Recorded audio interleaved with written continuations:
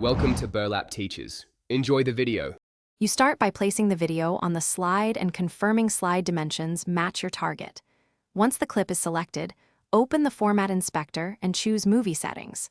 You want playback options visible and the video set to fit or fill initially so you can judge framing. Make sure to disable automatic scaling in the inspector if you plan to stretch manually.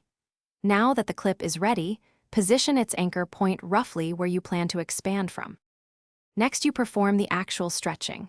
Unlock aspect ratio if you need non-uniform scaling, then change width or height numerically for exact dimensions. You can also open the transform controls and set scale X or scale Y independently to stretch horizontally or vertically. Once done, use the alignment tools to keep the subject centered and preview playback to check for distortion. If the clip looks soft, try slight upscaling only. Too much stretching degrades quality.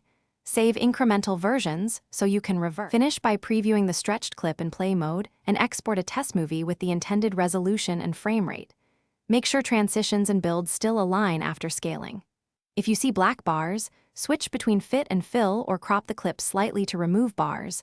Alternatively, adjust slide aspect ratio to match the clip. If the image looks blurry, undo some stretch or use a higher resolution source. And if playback stutters, try exporting at a lower bitrate or different codec to solve performance issues. Thanks for watching. Consider subscribing if this video helped you.